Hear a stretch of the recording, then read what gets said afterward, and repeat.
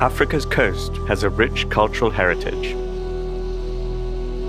Whether you catch a glimpse of it from the surface or fully immerse yourself in the underwater world,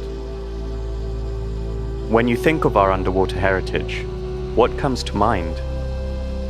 Is it the amazing marine life that can be experienced off our coast? Or is there more? And what can we learn from what we find there? There is a big part of our history to be discovered. This is Africa's underwater cultural heritage. Underwater cultural heritage actually has a number of meanings depending on where it is found and where it is located, but universally, as per UNESCO, is all traces of human remains that have been underwater for more than 100 years. Underwater cultural heritage, for me, describes any cultural heritage that's submerged or just within a body of water or waterways that is involved with culture. Underwater cultural heritage is a trace of every human interaction with the seas, which is cultural, has historical significance and archaeological significance as well. For thousands of years, there has been trade and exchange of goods along Africa's coastline. Not only did we travel to foreign lands, but we attracted many to our shores too. So think of all this history that lies buried in the sea. Think of the knowledge of our ancestors and how they lived, or of the ships and their cargo that never completed their voyages. In general, people think that underwater heritage is only shipwreck, especially colonial shipwreck or transatlantic shipwreck. Today in Africa, underwater heritage is linking communities, especially fishermen communities. We know shipwreck can give a better conservation of the marine biodiversity, and the fishermen know that. That's why they contribute to protect this shipwreck. Underwater cultural heritage to the African people means a lot. When you talk in terms of slavery, there are so many connections because we had a lot of interactions with the Portuguese, with the English, and several others. So UCH, in that regard, for Africans, talks about, how people were moved from Africa to the Americas and several other places, changing civilization globally.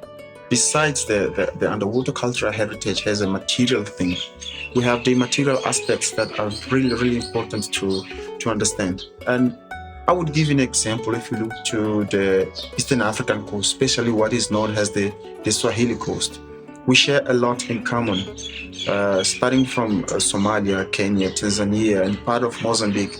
These communities share a way of living that is quite similar in exploring the maritime resources. The way they dress, the way they dance, the way they sing, even the language is similar. So all of that was only possible because of the strong network that was established along the coastline, and these people were interacting together over centuries. Miaka iliyopita ya nyuma ilikuwa usafiri ni watu wasafiri na mashua hizi za mbao, wengine wakitumia majamvi. Wakati huo walikuwa hakuna tanguo, ndo zikifanywa zikifungwa zikifuata upepo tu. Walikuwa ni kufuata upepo tu mpaka upepo unapofika hivyo ndo mwisho. Upepo kirudi unarudi nyumbani. Underwater archaeology has helped us discover the amazing wonders of Africa's history and how cultures interacted, helping us understand the world we live in today. There are many UNESCO World Heritage Sites along Africa's coast, and often under the ocean around them, one can find underwater cultural heritage sites, which are also in need of protection. When I'm asked why did UNESCO set up the 2001 Convention on the Protection of the Underwater Cultural Heritage, then the answer is actually very easy, because we need it. We need a convention, what is a treaty binding states, to bring everyone together in the fight to protect the submerged heritage of this world. in 2001, when this convention was, elaborated, there was a huge issue with the pillaging, large-scale pillaging of the shipwrecks. Of course, with the adoption of the convention, that didn't disappear like that, but working together, bringing states to ratify, we have seen an improvement.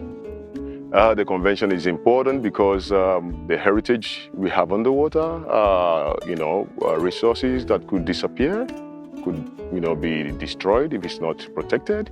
So with those regulations, we have the hope that those things can be well protected, managed, and then sustainably utilized for the future. The UNESCO 2001 convention is such a strong and a powerful document that helped first prevent this treasure hunting activity, and second, it set the basic aspects on how the scientific research should be done. It helped on setting the guidelines on how material should be preserved and how the material can be also displayed to the public. Kenya has invested heavily on capacity building, training, and infrastructure development. We have trained lab technicians, people who can conserve artifacts from underwater. We have trained underwater archaeologists, like myself, have been trained by the government. So that expertise has allowed me to now be able to train other people. And with UNESCO support, we've been able to do 2 trainings here in Kenya for people from different parts of sub-Saharan Africa.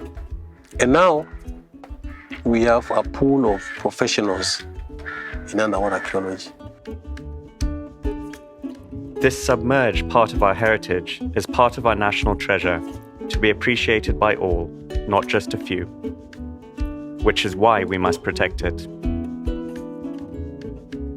In case you find an underwater cultural heritage site, meaning an ancient shipwreck, a sunken structure, then first of all, don't touch, don't destroy, don't damage, don't take anything if there's not an imminent danger, and inform the authorities. The port authorities, the museum, the archaeologists. If you do not know whom to address, UNESCO has actually a list of the responsible authorities on its website. When we discover a site underwater, the first thing we do is to confirm what type of a site it is, the typology of that particular site. It could be a landscape, it could be a construction, maybe a monument of built of stone or whatever kind of monument, or it could be a shipwreck.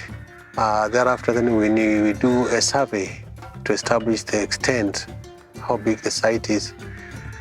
Then we move in and do a detailed study of what perhaps the site contains. Or if it's a shipwreck, we look at what maybe was the cargo that was in there. Kuna sehemu tofauti ambazo zimetokea. Kuna zingine zinatoka Afrika, ziko za kutoka Afrika. Kuna udongo wa kutoka bara la Asia kule, kuanzia China, India hapo, za kutoka Arabuni. Hizi ndo nyingi upande kutoka kule. Our underwater cultural heritage is a window into our past, helping us to understand our identity and our cultural diversity. But there is much more we can gain from understanding and conserving these sites and artifacts. There's a lot of benefits that you can get from underwater cultural heritage. Like you can have tourism, you can have employment, new employment opportunities for people. You can have aquaculture, you can have blue economy investments, you can have a lot of possibilities. Now the local people protect, preserve, and sustainably utilize the maritime cultural heritage to make a living. And this is a very good example whereby we have opened ecotourism sites. We have been able to mitigate climate change that has been impacting on our sites through the local communities. Today, what I'm doing in my country, in Senegal, is to assist our Minister of Culture and our university to build a program about the management in general about underwater cultural heritage by training a new student in this field, because underwater archaeology is really a new field in our country, in sub-Saharan country, and also to do the first inventory of our underwater sites. And also the things that we are doing now is to try to do an itinerary about diving tourism. You know, the benefit of protecting underwater cultural heritage is, first of all, you know, protecting our own past and identity. But there's more. 37% of tourism today is based on cultural tourism, on cultural appreciation of sites. So, of course, protecting and showing underwater cultural heritage sites can make a big impact on sustainable development. Protection of underwater cultural heritage is important because in most places we don't protect it, and it's lost. It's part of your history that you will never get back. Something that is somebody else's property now, and you cannot get it back. You cannot identify yourself, your culture, where you came from before. So I think it's important to just keep that connection you have with the past and where you came from originally. Hizi vitu tukihifadhi ni faida kwetu. Vitu zinatoka kiholela. Kama hivi zitatoka hizi, mtu atakuja atachukua, nunua, chukua, ende nazo. Kesho hatuna sisi historia. Zitakuwa zimepotea. Underwater cultural heritage is very important. It's a resource that could be destroyed if it's not well and properly handled.